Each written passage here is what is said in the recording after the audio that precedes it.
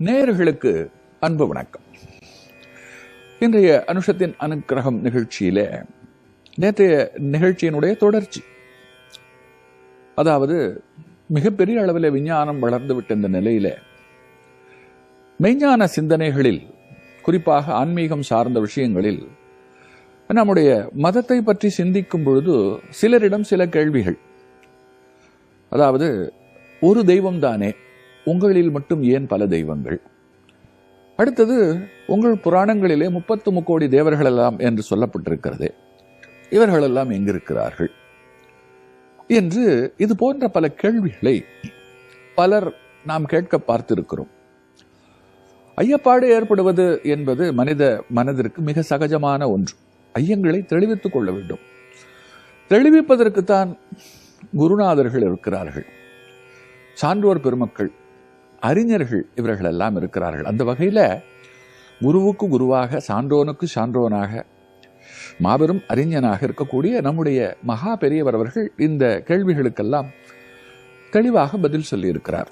அதாவது, நாம் ஒருவராக இருந்தாலும் கூட வேலைக்கு செல்லும் பொழுது அதற்கேற்ப ஆடை அணிந்து செல்லுகிறோம். வீட்டிலே இருக்கும் பொழுது வேட்டி சட்டை என்று சகஜமாக இருக்கிறோம். பூஜிக்கும் பொழுது அதற்கு ஏற்ப உடை அணிந்து கொண்டு செயல்படுகிறோம். நம்முடைய காரியங்களுக்கு ஏற்ப நாம் எப்படி நம்மை வசதிப்படி மாற்றிக்கொள்ளுகிறோமோ, ஒன்றாகிய நாம் பல காரியங்களை செய்வது போல்தான் ஒன்றாகிய இறை பல காரியங்களை செய்கிறது. அந்த பல காரியங்களுக்கு அது நாம் புரிந்து கொள்ள வேண்டும் என்பதற்காகவோ, அல்லது அது ஒரு நிர்வாகம் என்கின்ற வகையிலே, படைப்பது என்றால் பிரம்மா, காப்பது என்று சொன்னால் விஷ்ணு, அழிப்பது என்று சொன்னால் ஈசன் என்று மும்மூர்த்தியரை படைத்து, அது மட்டுமல்ல பஞ்சபூதங்களாலே இந்த உலகத்தை இயக்கி, அது ஒரு மிகப்பெரிய நிர்வாகத்தை, இறைவன் ஒரு மிகப்பெரிய நிர்வாகத்தை செய்து கொண்டிருக்கிறான். ஏன்னா, ஒரு நேரத்தில் ஒரு காரியம் செய்ய முடிந்த நாமே பலவிதமான காரியங்களை செய்யக்கூடிய ஆற்றலை காலத்தாலே பெறுகிறோம். 6 சுவைதான், ஆனால் அந்த 6 சுவைக்குள்ள ஆயிரக்கணக்கான பட்சணங்களை இன்றைக்கு நாம் செய்ய கற்றுக்கொண்டு விட்டோம்.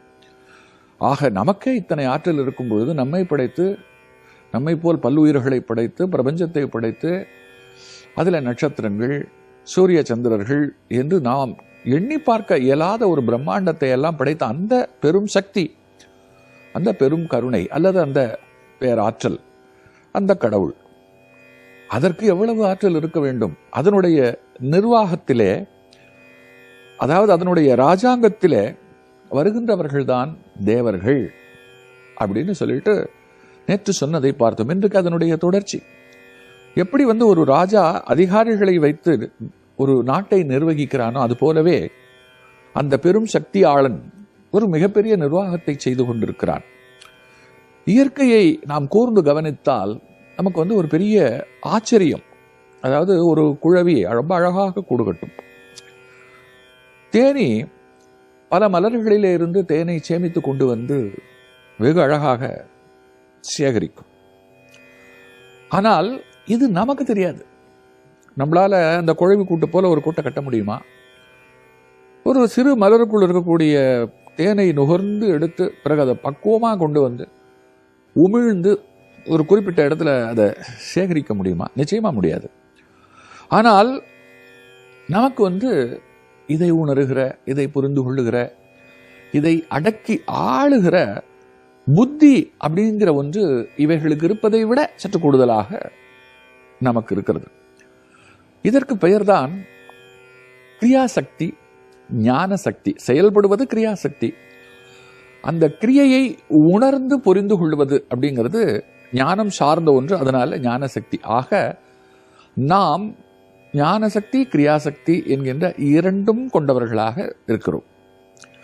இதிலே அதனாலதான் நம்மளால பல காரியங்களை செய்ய முடிகிறது, பல செயல்பாடுகளை செய்ய முடிகிறது.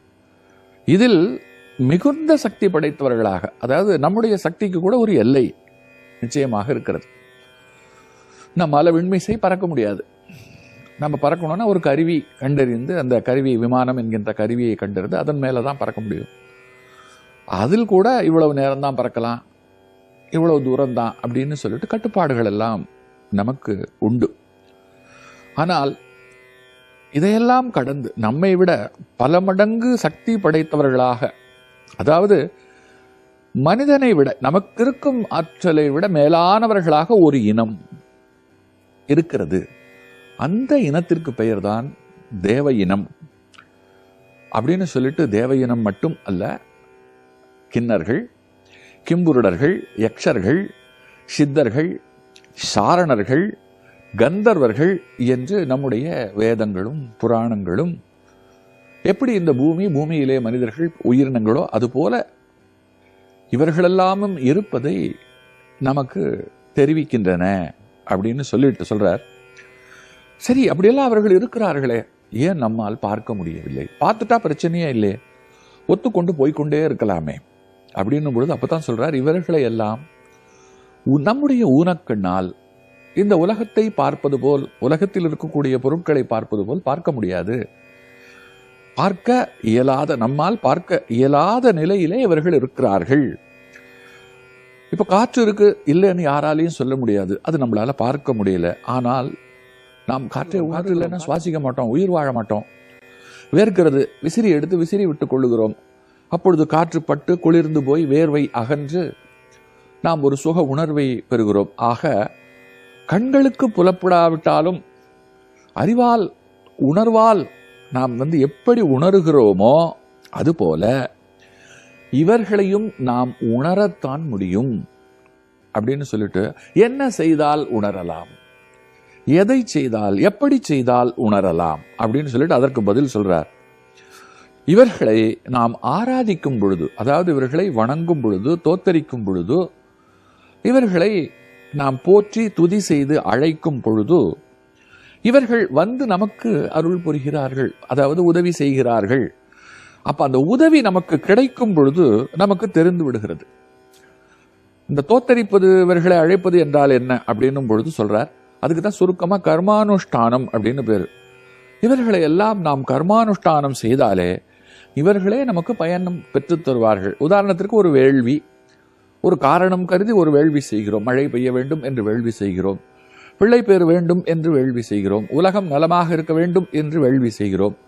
அந்த வேள்வியிலே தேவர்களை அழைத்து தேவர்களுக்கான ஆகூதி பொருட்களை அளித்து நாங்கள் எங்களுடைய நன்றியை காட்டிவிட்டோம், எங்களுடைய பக்தியை காட்டிவிட்டோம், எங்களுடைய கடமையை ஈடேற்றிவிட்டோம், இனி உங்கள் பாடு, நீங்கள் எங்களுக்கு செய்ய வேண்டியதை செய்து இந்த உலகத்திலே நாங்கள் நல்ல விதமாக வாழ்வதற்கு நீங்கள் துணை செய்ய வேண்டும், அதற்காகத்தானே நீங்கள் இருக்கிறீர்கள் என்று நாம் அந்த காரியங்களை செய்யும் பொழுது அவர்கள் பதிலுக்கு நாம் எதை உத்தேசித்து செய்தோமோ அதை நமக்கு தருவதன் மூலம், உதாரணமாக மழை வேண்டி வேள்வி செய்த சில மணி நேரங்களிலேயே வானம் அடைத்து கொண்டு மழை பெய்யும் பொழுது நிதர்சனமாக தெரிந்து விடுகிறது.